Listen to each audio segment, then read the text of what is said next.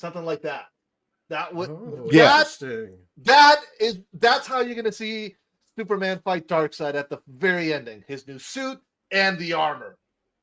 Yeah. Damn, that would be dope. It was going to be an epic battle, guys. It was going to be Darkseid and the parademons and everybody he turned with the anti-life equation versus Superman, Batman. It was going to be everybody. The Green Lanterns, Martian Manhunter, the military, everybody. It was going to be everyone. Yes, he was going to have everyone there. One final epic battle, and once that battle was over, he was going to give us one more Superman, and that Superman was the one y'all keep talking about. It probably would have literally been called Zack Snyder's Superman. Literally. Yeah. It might be called like that later.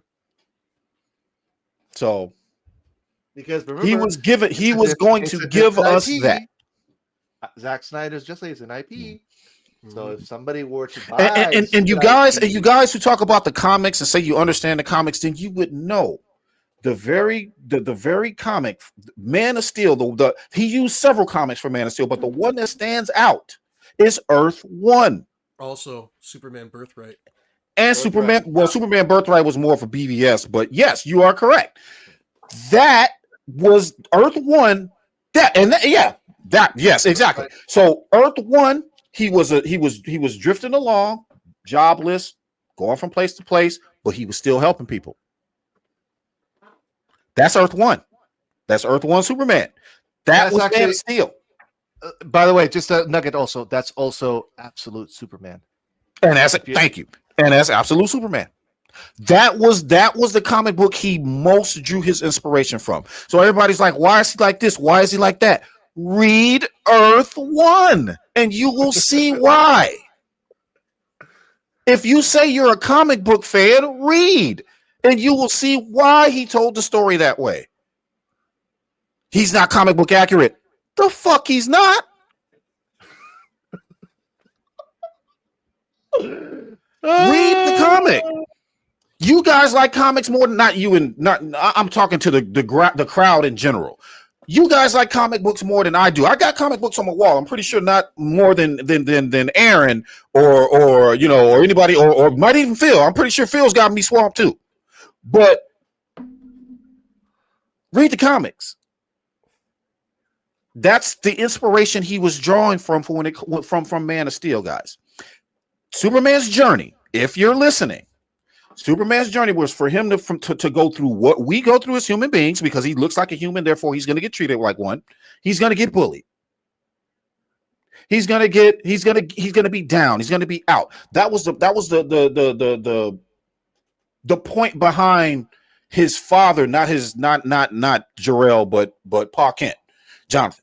That was the point behind that beginning scene of the film where he's saying, what am I supposed to do? Just let him die? Maybe. The reason why he said maybe is because he did not know. He even told you when he was in the car, when Clark was almost grown, and they were talking about him getting a job as a farmer and he didn't want to do it. And Jonathan told him again, we have no idea what we're doing. We're making this up as we go along. That is the most human thing that a person can say. They found a kid in a spaceship, bro, that looks exactly like us. What do you expect the world was going to treat him like when they found out this motherfucker had powers? You thought they were just going to be like, oh, wow, look, this guy can fly. Oh, he just burned up something over there with his eyes. That's pretty fucking cool. That is not real. You know damn well, if you were downtown Chicago or downtown Boston or downtown wherever the hell you are, and you saw some dude flying and floating above everybody else, you think you're just going to sit there and just take selfies and wave at him and go, hi. The motherfucker is flying. The first thing you're going to do is break out your Bibles. Oh, my God. Dude, you just said what I was going to say, because I can really... The first thing you're going to do is open... What did she say? This is providence, Jonathan. That is what this lady said. He was in the bus. He saw what Clark did. This is providence. Anybody who believes in the Bible would believe that. Am I wrong? Am I wrong, Rocks? No, you're hitting the nail. Come right on, on, bruh. dude. He literally told you what he was doing. This was the point. If this were reality, and that was what Zack Snyder was doing, if he's basically said, if this were the real world and this guy showed up, how would you really act with him around? And this is why I was trying to take it right back to the Bible before, because it's Yes. like, if you understand that story, you know how the world would treat him. And is that not how the world treated Superman in Man of Steel? Exactly. Jesus was doing his thing and they crucified him for it. That's He the had story. to give up his life. That's what Superman had to give up his life at the end of the movie to show humanity that he was not their enemy. He was their Exactly. savior. And that was Bruce's redemption right there. That's what he needed to see. That's why Zack was inspired. You know, in Zack Snyder's Justice League, where you see all the images of them like holding Superman as he's in. I think he was in someone's arms. It was almost a direct parallel to when they took Jesus off the cross and Mary. Mhm. He was in Mary's arms. I think it was he in Batman's arms in that? I'm not too sure. I can't remember. But if you go No, back and look at- Batman. Yeah, no. Batman was Batman. What was it? No, Wonder Woman, I think, pulled him down first, I think wasn't it? Wonder Woman was pulling Yeah. him down. Yeah. I'll Yeah. look it up. Like I said, if you look at all that imagery, there's only one place it came from, guys. There's only one thing that inspired all that. Zack is telling you right then and there what the inspirations for this story is. Exactly. And it's not about whether or not Zack believes in the Bible or whatever the case may be. Don't get it twisted. That's not what he was shooting this for. And he was not shooting this for religious people. He was trying to tell you about stories and things that we believe in. That's what he was doing. People believe in the Bible, right? Whether or not it's true, that's not the point. The point is most people, 95% of the world believes in some sort of higher power. They even alluded to that on BVS. You got a guy coming down who's like Zeus, only firing lasers out of his eyes. Think about it. Men fall from the sky and gods hurl thunderbolts, guys. They were literally telling you what these movies were about.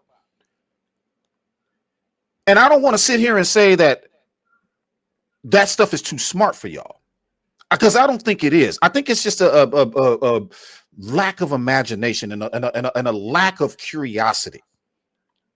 We were supposed to be in a place right now of what they call enlightenment, where we believe in where religious questions about religion, science, philosophy, all of those things were supposed to be where we are right now, and we're still not there. And he was telling the story of, what if we were? What if we get there? What if we get there and use these stories as an allegory to our own lives and what our own myths of superheroes, what they mean to us? Yes, he went deep with it, and I understand that that's too deep for some people. So the only thing that we ever asked was a continuation of that. If they want to take DC in the direction that they're taking DC, I'm all for it. If that's what they want to do, then go ahead and do it. But don't for 1 second tell us to move on from something that wasn't completed and wasn't finished, that we did not get to see, when you know damn well if Zaslav came in the door right now and cut the legs out from Peter Safran and James Gunn, what is the first thing Gunn fans are going to do? What are they going to do? Lose it. They would lose their mind. They'd lose their shit. Yeah, they would lose it. We want his story finished. That's all. If we don't get anything else, of course, we want to see the air cut, Of course, we want to see all these other things, but to me, Zack Snyder's Justice League 2 and 3 are more important than anything else to me, in my opinion. Man of Steel, Batman versus Superman, Zack Snyder's Justice League 2, Justice League 3. Those are five. Those are movies that complement each other, that need to be completed in order to fully tell this story the way it should have been told. And it's funny because you said earlier, you said that you were talking about Revelations, right? My theory is that that is what the last two Justice League movies are. It's Revelations retold. The four horsemen are riding, baby.